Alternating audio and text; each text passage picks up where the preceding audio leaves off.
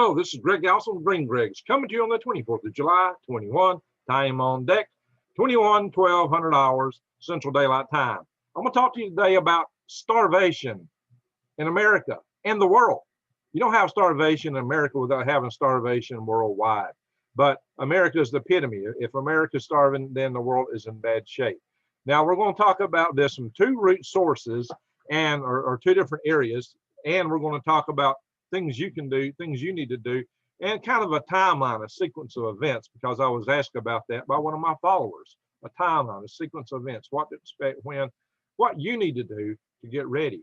So this is going to be a very detailed and hopefully a fast pitch video here, because we've got a lot of ground to cover.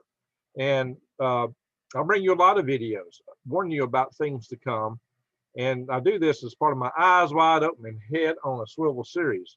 And I call my followers affectionately swivel heads because I know you are aware of what's happening. You try to stay abreast, and it's my job to bring that to you, because it is my proposition, help you survive, thrive, and stay out of the high.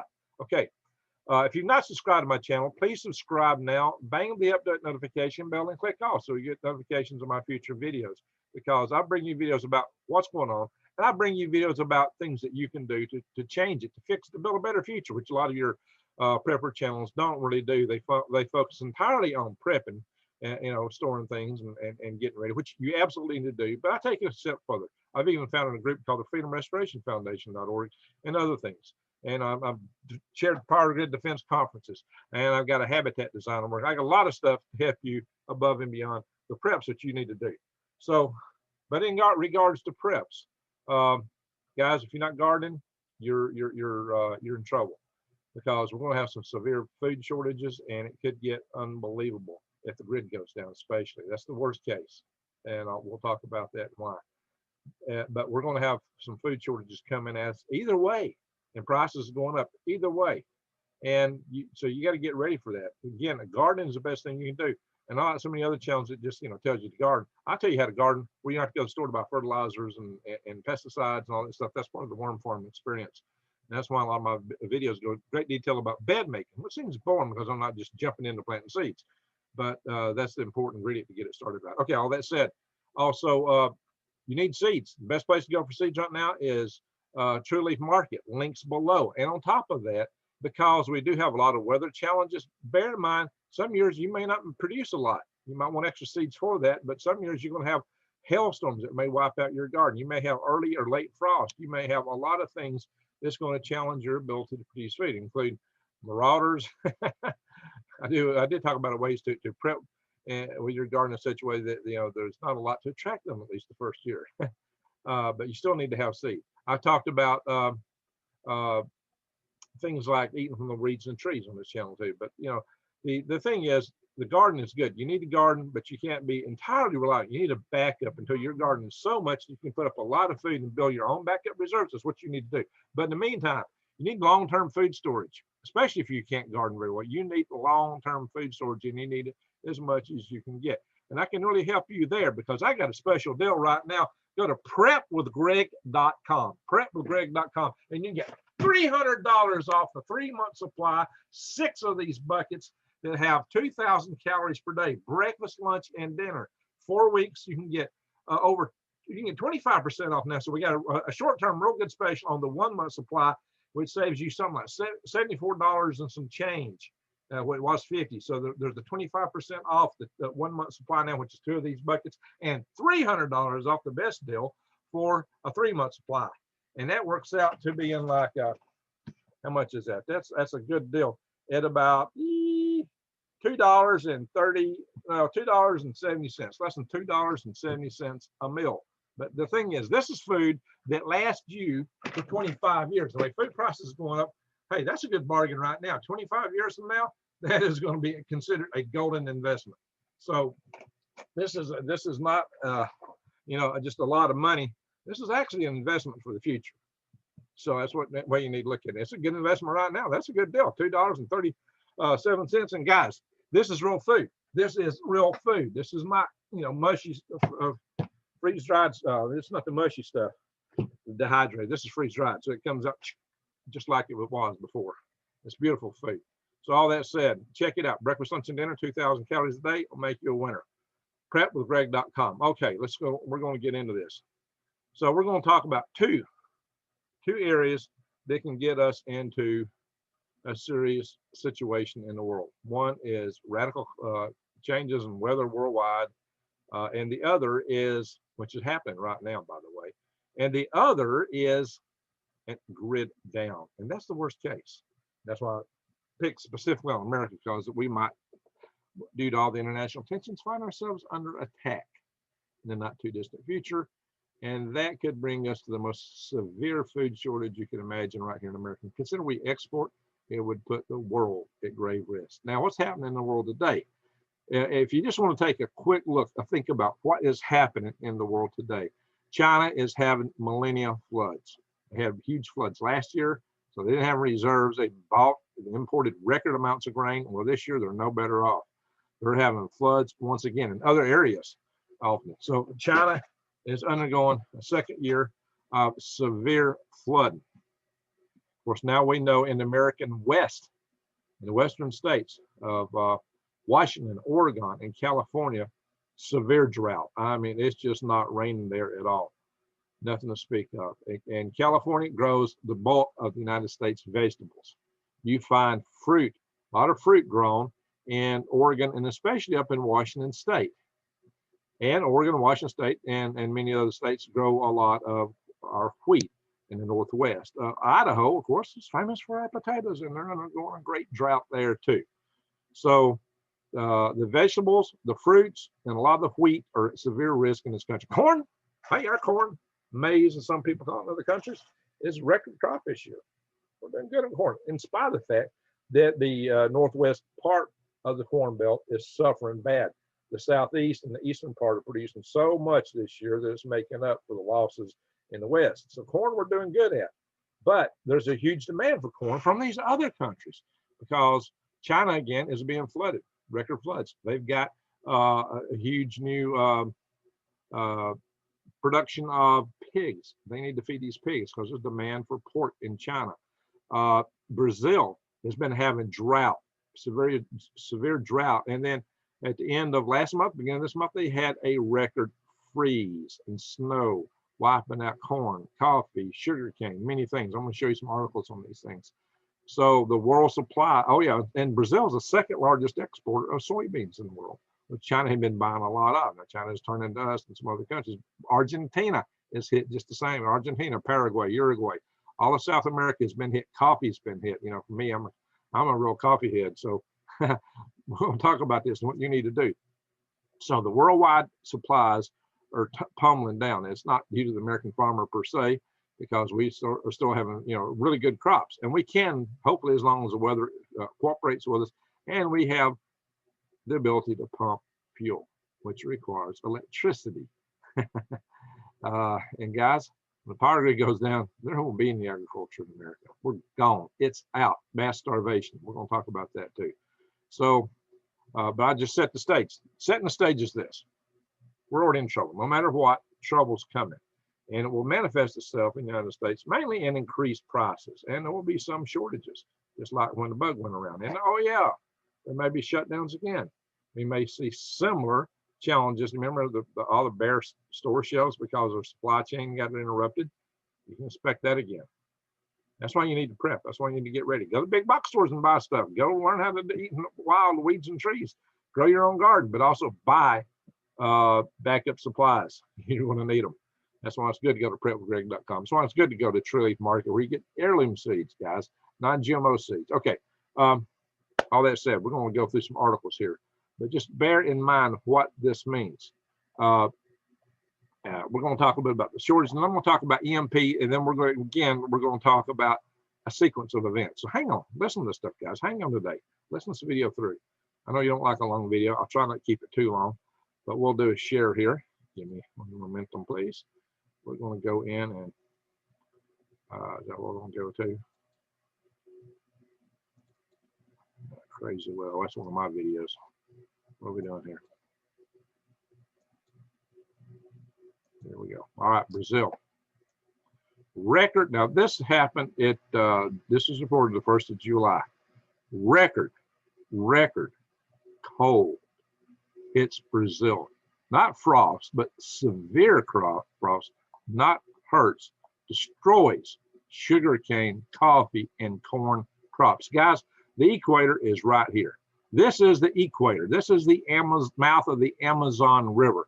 This is the Amazon jungle right here. But these temperatures, look here, this is 0, it's white. And I assume this is in centigrade. This is probably degrees centigrade. They don't tell me, but that's what I'm assuming looking at this chart. I don't know, it's hard to believe. That would be 0 right here at the mouth of the equator, and negative run down. Whatever this is definitely cold in here, guys. This is Brazil, this is the crop area, and here, this is all crop areas. This is the jungle, but the jungles, as you know, are being destroyed to grow crops. But look, this is really deep, deep cold. And look here, this is Bolivia here, even Bolivia, Uruguay, Paraguay, Argentina. These are all major grain producers in the world right here. This is a lot of the world's grains come out of this region, and it's been hit really hard. And the coffee would be up in the, closer to the Andes, I suppose. I don't know for sure, but I think the coffee would be more in those areas. I haven't looked and mapped that out exactly. Maybe my friend David Devine has done that. So record cold hit much of South American continent this week, devastating crops, reducing yields and driving up prices thanks to powerful Antarctic air masses. Now, we know this is the winter in the southern hemisphere, but guys, we're talking up to the equator. I mean, we're not talking, down in here. We're talking up here next to the equator. I mean, if you go to North America, Florida wouldn't even be on this map. It'd be way up here, guys. Think about how warm Florida is. So compare that. I mean, guys, this is, Mexico's way up here. Texas will be way up here. Florida's way up here. I mean, guys, this is the equator. Thank you for global warming for freezing us all the way to the equator. So, you hear all the reports. They don't cover this in the news. They talk to you about when things get hot. They don't talk to you about when things get cold. It's both. If you look at UH data, we're actually dropping a bit in temperature right now. So it's interesting. But guys, this is pretty devastating down there. Meteorologists said significant corn losses have also been reported, and extreme cold persists in areas such as Panama, Brazil's second largest cereal producer. What? I don't get that. Such as, Panera. Oh, I'm sorry, not Panama. Parana. That's one of the Brazilian states. Pardon me. Parana. I don't know if I said that right. Parana. So, the sugarcane in Sao Paulo. So they're having just a lot of issues here. All right, let's go to some other articles. Let's talk what Brazil produces. Now, we're going to talk about EMP and how devastating EMP is going to be, guys. Maybe I should have led out with EMP. So what do we got here? They produce, they're the world's second largest exporter of soybeans. They produce 107 million metric tons a year. This is between 2015 and 2019. Corn, maize, 82.4 million metric tons. Sugarcane, 651.5 million metric tons. So that's clearly their number one crop. So sugar may be in short supply this year. Rice, 11.5 million metric tons, guys. That's a lot of crop. That's a lot of crop to be at risk. If you look at the United States, what do we have? Corn is our main crop. Cotton, even though we're the world's third largest producer of cotton, the United States is the leading exporter for some reason. Fruit, nut trees, rice, soybeans, and oil crops, sugar, and sweeteners. Nothing like Brazil in that regard. Vegetables, again, upper Midwest, Wisconsin, Minnesota. Now, Wisconsin's not doing too bad with drought. They're kind of borderline. Minnesota, Michigan, then the Pacific states. See, that is where we really get it from. And wheat. Again, this is up in the Northwest. The wheat crops are suffering. Wheat crops are suffering, guys. So I'm going to close that, close that, close that.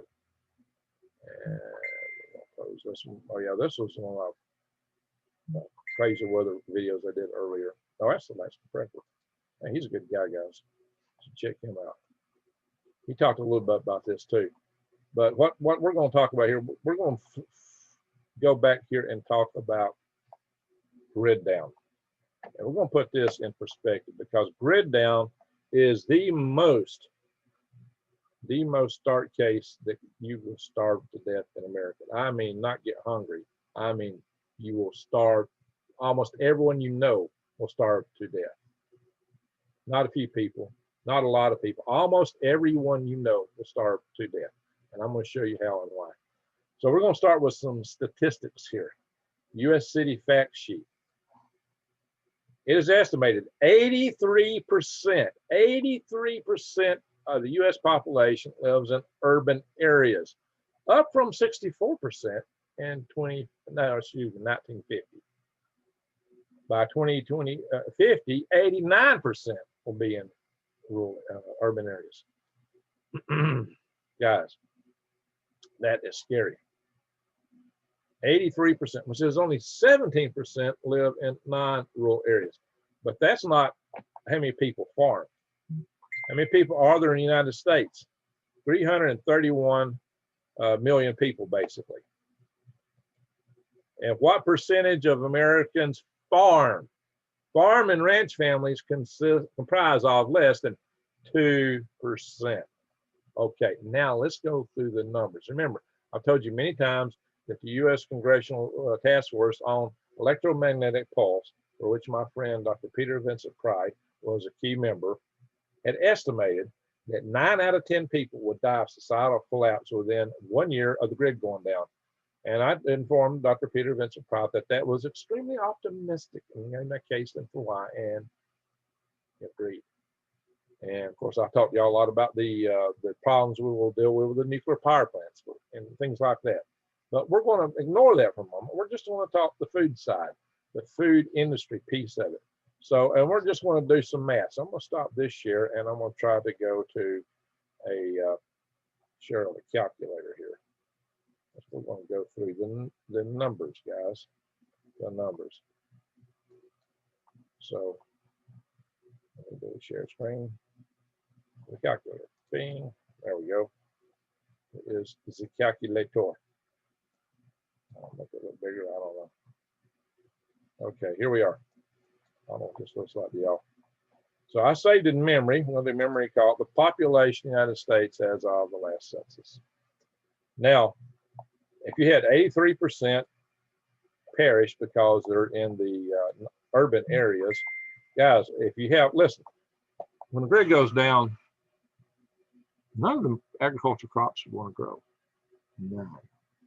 Why? They all require tractors to plant them, tractors to cultivate, tractors to spray herbicides, pesticides, maybe airplanes on occasion, and other special farm equipment.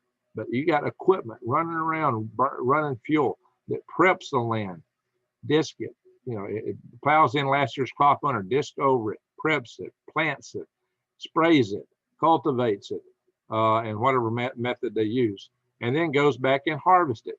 Lots of running back and forth with lots of equipment using fuel. The fertilizer is petroleum, or mostly actually natural gas based. All this stuff requires power to pump it, to move it. Electrical power runs the pumps. That pumps all this stuff. That pumps the fuels. That runs the grain elevators, the dryers, the dehydrators, all these things that all this food requires for storage, for transportation, for processing, for refrigeration, and then to take it to the stores and to you. And in the cities, there are a few urban farms up in the lofts of the cities, and it's too bad that they're not just full of these because they don't have near enough to feed a bare tiny little fraction out of that city.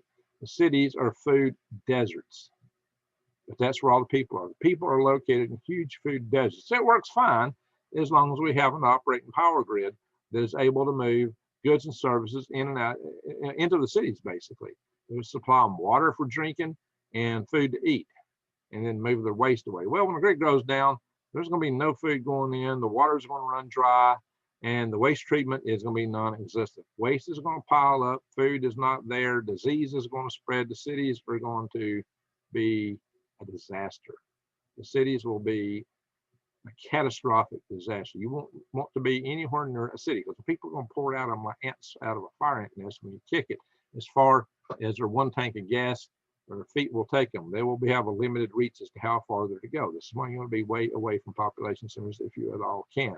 But 83% of these people in urban areas, in my estimate, are going to be, for all intents and purposes, you know, there'll be a few, but for all intents and purposes, statistically, they're not going to survive. So if we take that and use this calculation, we want to multiply this number by 83%. That's how many people you can expect to perish. Not in a year. Not in a year. I would say within a couple months. Not even that long. We're going to go through some other numbers here in a minute. The timelines. Guys, in about a month, actually. This is how many people. This is far more than what the EMP task force estimated. And this is far worse than Diggle.com. Because they think this is how many people we'll have left. It's kind of inverse to this. Because if you take the number, let's clear this. So this is over. This is 250 million people in the United States perishing. Let's just put it in context. 274 million. 274. 732,200. Yeah, well, we don't know the exact number down at this side, but guys, that's nearly 250 million people. 250 million people live in urban areas who probably aren't going to make it. You might, but guys, your chances are going to be rough because you're going to look like lawn pork. So let's clear that. Let's take the number back.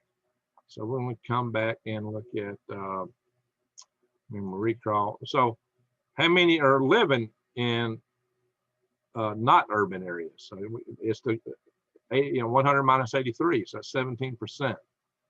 Do that math in my head, okay? So times 0.17. I am something of a rocket scientist to tell me. So you get a potential survivor base of 53 million people, maybe.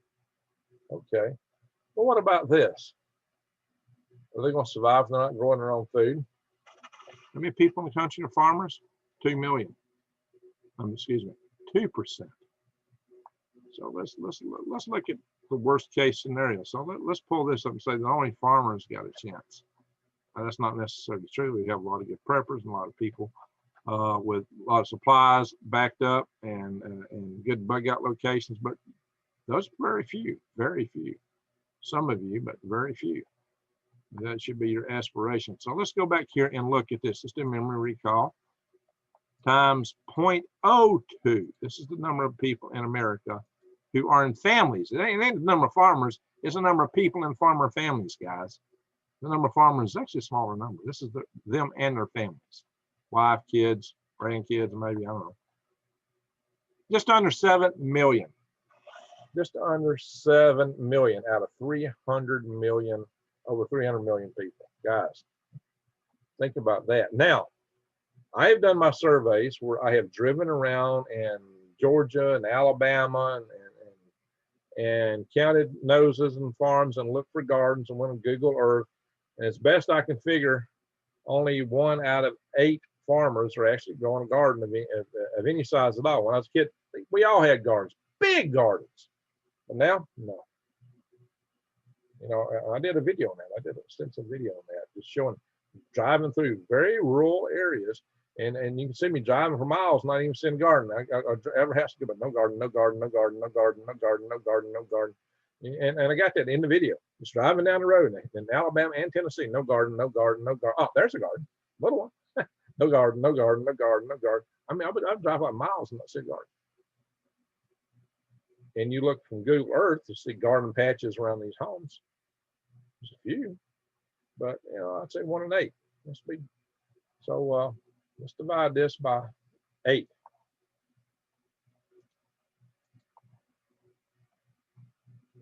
So you might have 827,000 survivors if only the people that are farmers and growing gardens survive. So that's less than 1 million, guys. That's like 1 in 300 analysis. So let's be generous. We'll say it's 1 million people. 1 and 300. So that means if you're in a big stadium, or no, let's go back. If you're in a big lecture hall, well, maybe you got 300 students if you've ever been in a big lecture hall in college, and look at all the people in there, one survives. If you're in a really big meeting room, we got like 700. I spoke to audiences of 700 a few times. 2 survive out of 700. That means almost everybody you know don't make it. Now, truthfully and honestly, you know, you're going to have people that aren't growing food, that aren't farmers, that's going to make it. You've got people that are growing gardens that aren't farmers. But you're also going to have a lot of people growing gardens and farmers growing gardens who are going to get wiped out by the gangs. And once they wipe them out, they don't know how to do nothing but wipe other people out. So that's where the mayhem is going to come in. So these might be optimistic numbers. Even though there may be more people gardening, maybe more people have supplies, it's going to be the gangs, the roving gangs, the warlords, that are going to really make a mess out of things, or just the initial rogue robbers and hungry, marauding people, the zombies, if you will. That's going to really make a big mess out of things. My friend General Krosniak, who I've done an interview with on this channel, talking about black starting nuclear power plants, he went to Croatia during the war over there, and he was really freaked out because the woods were so solid. And he couldn't put a finger on it first, and he figured it out. There were no animals, not even little birds. The people there had hunted them all out and done so pretty quick. We'll talk about that with timelines too. But guys, you know, the game will be gone in just a matter of weeks. All you guys with the big bore rifles, yeah, I'm gonna eat. I'm good. No, you're not. You're gonna be some of the first people to starve to death. You'll starve long before you guys run gardens. So you think you're gonna go after the guys with the gardens? Well, they're ready for you too, guy. They're ready for you too. It's not a way to live. You know, you live by the sword, you die by the sword. So, you know, every time you go after somebody else, you're playing a Russian roulette. You can only get away with it so long. If that's your way of surviving over the long term, you ain't going to make it either. Even if you're in one of the warlord gangs, yeah, they're going to get wiped out sooner or later. If enough population will get fed up with them, at some point they'll wipe them out. So that's no way to make a living. It's just a way to cause chaos. And there's going to be a lot of chaos initially. But let's think about this. You got a stadium like the Astrodome. When the Astrodome was built, it would house something over 70,000 people. So if you divide that by 300, only 233 people make it, and a third. 1/3 of some other person makes it, right? Yeah, so yeah, 233 people is all you expect to survive in the Astrodome. Yeah, but we don't know. I mean, you know, it could be less, it could be more. You're going to have diseases, you're going to have pandemics, you're going to have just the lack of sanitary conditions. You got the marauding gangs. You're going to have thieves. You're going to have neighbor against neighbor, family member against family member. Starvation turns friends and family into potential enemies. So it's not a pretty picture. It's not a pretty picture at all. This is why I've been telling you guys that grid down is worse than you can imagine. I just did a video on that. Grid down is worse than you can imagine. And it's doing pretty well right now. So what's it look like? You know, we talk sometimes about how long you can survive without things. You know, you might make it 3 minutes without air, but try holding your breath 3 minutes and see if you can really do it. You can maybe make it 3 hours without proper clothing and shelter. Depends on what kind of climate you're in, right? Temperatures, the bugs. You know, are you out in the freezing weather? Are you out in the scalding weather? What kind of weather it is? You might be less, it might be more. But they say on average, you make it three hours without shelter. Of course, that's climate dependent. Without water, 3 days. Let's take you up in the high desert somewhere, though, and see if you can make it 3 days without water. Or here in the summertime in the southeast. You don't drink water in 3 days, you're going to have a heat stroke. You're going to be out, gone. But, you know, that's the general rule of thumb. And generally, it's a good average. How long can you survive without food? There's another 30 days. So you can survive 3 minutes air, 3 hours shelter, 3 days water, 30 days food. No food. Well, this relates to the timeline of what's going to happen. The air is probably not going away. If it is, it's going to be far worse. So, and we're assuming that people at least initially have some kind of shelter. So In 3 days, the water's going to fall, and a lot of people be getting sick for that. But it's going to be worse. You know, for the first 3 days after the disaster, people will be pulling their food out of their freezers. It's about to rot and cooking out. And there'll be big cookouts. Everybody's going to be one big happy family. It happened here when our grid went out for 5 days back in 2011, April 27, 2011, when we had an EF5 tornado rip right close to Browns Ferry Nuclear Power Plant, knocked down all the big high voltage power towers that transferred the power out of that plant. We had all North Alabama blacked out for one time then, especially Madison County and a few other adjacent counties. In some places, they were without power for over a week, a couple of weeks. I was without power for 5 days. I was lucky. So I saw so many power lines down. I did not imagine what would happen back that soon. But hey, all the neighbors brought their freezers. We had big cookouts. Everybody's inviting everybody up. Real friendly because they had all this food. The food runs out, it starts changing. It can change fast, especially if you can't go somewhere else to resupply. And we were able to drive out of state and still find food. You know, there wasn't any gas here, except a couple of gas stations had generators, but if you drove out of state, you could find generators. I drove all the way to Bowling Green, Kentucky to get a generator, by the way. And I left just as soon as I could. I mean, there was a wave of people ahead of me buying all the generators. I had to go that far just to get a generator for power outage in North Alabama. And all the way I was driving, I saw saw bucket trucks heading south toward my area to rescue us. The cavalry was coming. But when all the states have their power grid down, the cavalry's not coming to you. They can't take care of themselves, guys. So thankfully, that big cavalry coming in, whatever you call it, we were able to get power restored pretty quickly.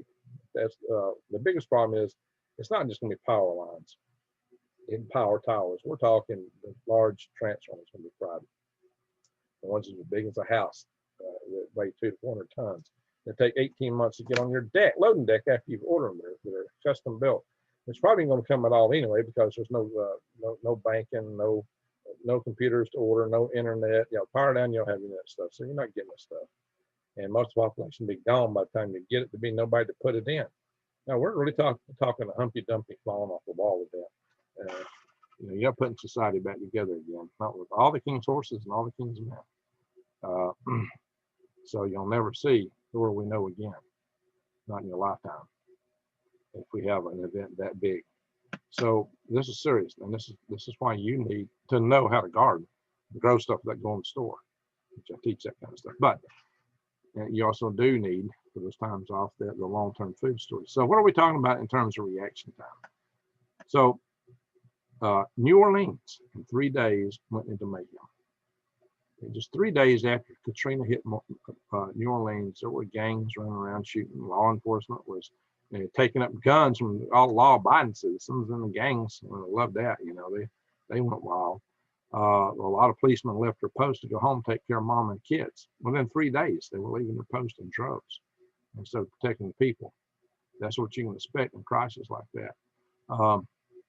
So 3 days, you get a crime wave. But in 30 days, when the food is really gone and people are starving, most people have 3 days food supply. For 3 days, that food's gone. So I'd say within 30 days, people are starving. Those that hadn't died from drinking bad water are starving. And they'll be after anything. At that point, they're not just after your food, they're after you. You are food. Don't be their pork chop. They might steal your food initially, but then they come back for you if they don't get you originally. You become the food. That's a scary thing. Because about the only thing to hunt at that point. All the game will be gone. It's people. We don't want to see that. That's why I fight so hard to get the power grid hardened. And it's falling on deaf ears. We got to start becoming a chorus and beating the drums to make the power grid companies and the politicians understand this. That's why you need to watch my video with Ambassador Hank Cooper. Because he tells you how to get your EMA communities involved in this in such a way that they realize the gravity of the situation through simulations, ballistic simulations of the grid down, that they will force a culture change up within their organizations to make it happen. That happened. You got deep power hardening the grid in the Carolinas through that very approach. So we got a whole video on that. Maybe I'll get them on again.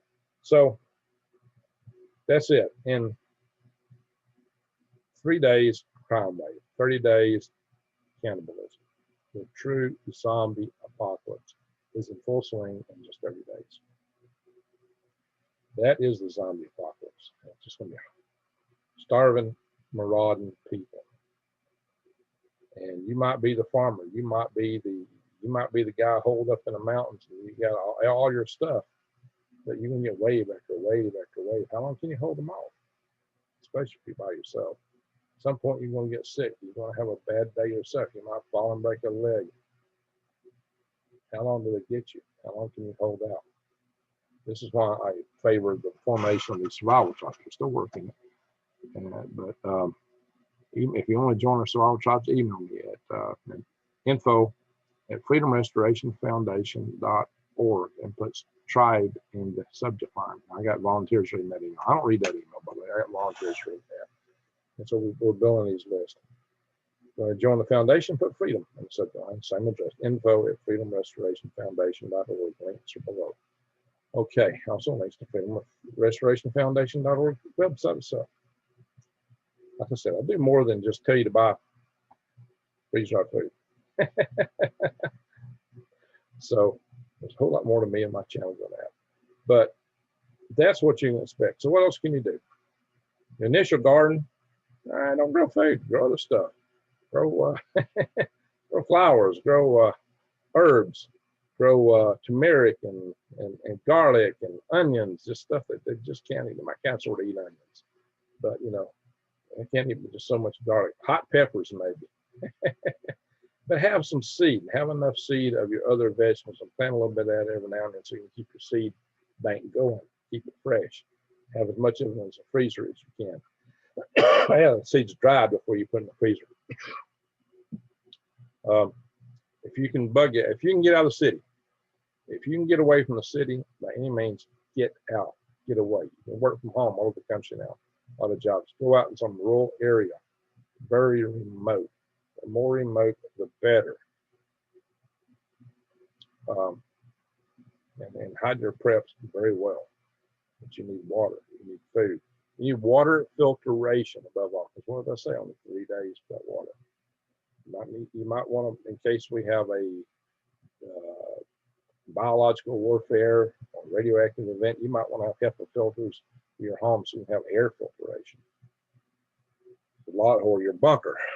A bunker would be the way to go. Believe me, bunker is the way to go. If you have a bunker, then that's where you need to hunker.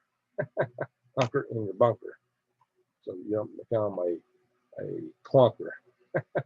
Rather be a spelunker. Never too much fun with the apocalypse, right? So it's not a funny thing. It's very sobering. That don't mean these things will happen. I always say prepare for the worst and hope for the best. Hope for the best, prepare for the worst. Yeah, but guys, the international tensions are off the charts. The chances that we could have grid down, either from the sun or an EMP, are very high. Very high. Magnetic show on the Earth is dropping low. But so the chance of having a complete loss of our power grid, and it could be globally if it's from the sun, is quite very high. Very high. 12% per decade of a guarantee of that. It doesn't take a guarantee to bring our power down. Not anymore, especially the grid falling. The railroad event, maybe the Quebec hydro event could do it. It's a lot. It's going to be a lot more than just 12% per decade going forward. So, guys, there's a high, and then there's the war prospects with China and other similar prospects. But the prospects of losing our grid is very high. Even if we get into it with Iran, they're threatening to go in and send people to directly ballistically attack our transformer stations. And of course, they got hackers that will mess up the grid too. So it won't even take an EMP to take our grid down. Not even a CME or an EMP. It could just be an international event with Iran. It could be started by Israel. It may not even be us. We might not even be involved in it. We could be a target. Our grid is a great risk.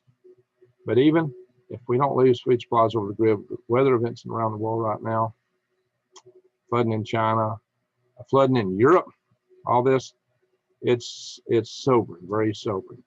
That's why you need to start getting ready. It's not too late to plant.